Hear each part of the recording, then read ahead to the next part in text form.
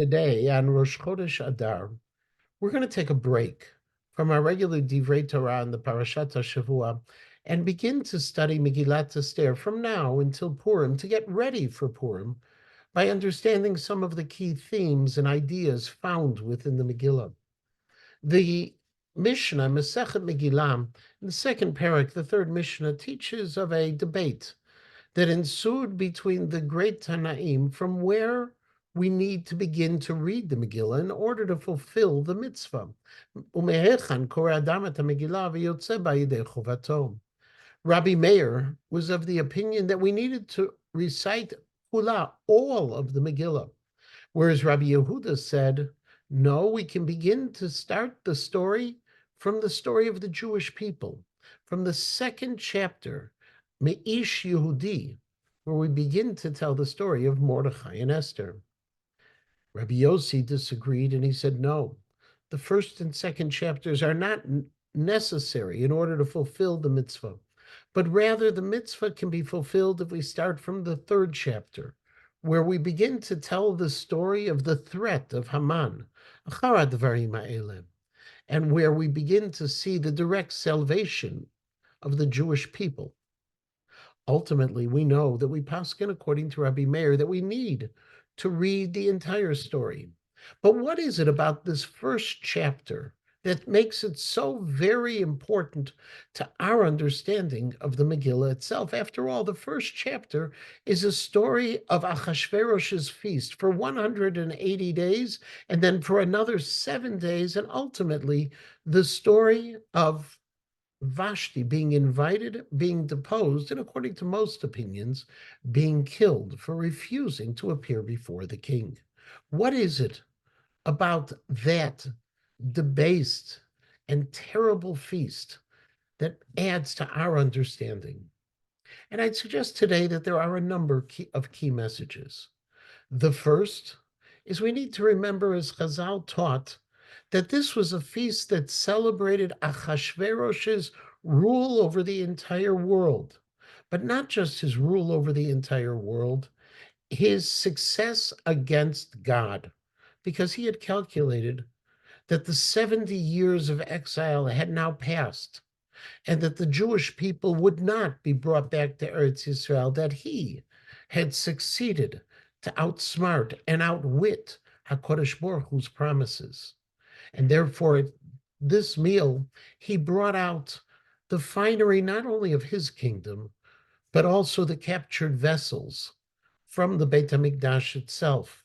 We see it from all of the words that are used describing those vessels, not just the gold and the silver, but the fact that it's described as tiferet, the very same words that we read when describing the vessels of the Beit HaMikdash. He brought them out for 180 days, celebrated, and then he had another 7 days of a feast for the people from Shushan. On the seventh day, he invited Vashti to come. And of course, she refused. But what was it about that seventh day? Chazal also pick up on it. And they say that that seventh day, the Yom HaShvi'i, was Shabbat itself. Rav Soloveitchik explains that the idea behind identifying the seventh day as Shabbat is to create the contrast between the wicked and evil Achashverosh, the man of pleasure, he writes, engrossed in sinful thoughts and unclean talk, who begins to act like the beast in the forest. He gets intoxicated with hedonic experiences, while on the seventh day, the Jew rises to higher levels. We use the wine for Kiddush. He used the wine to become drunk.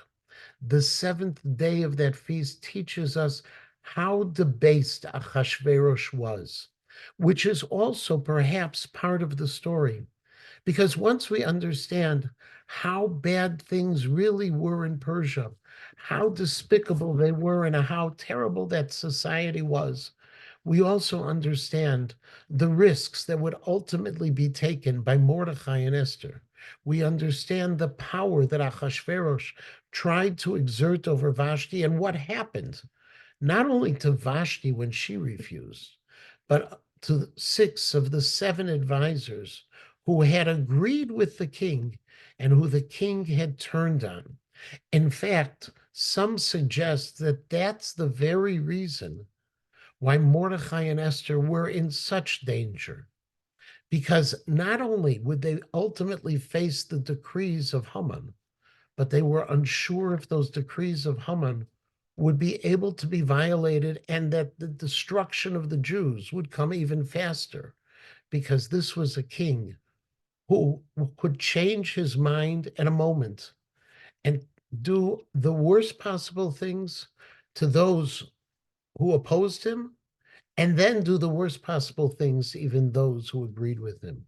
The first chapter sets the stage, teaches us what Persia really was, helps us understand Ahasuerus, whether he was wise and wily or whether he was foolish, but still understand the nature of this debased ruler. And then it creates the contrasts, reminds us of the Klei HaMikdash, which were then in exile, and reminds us of the 7th day of how we as a Jewish people could rise up and come closer to God.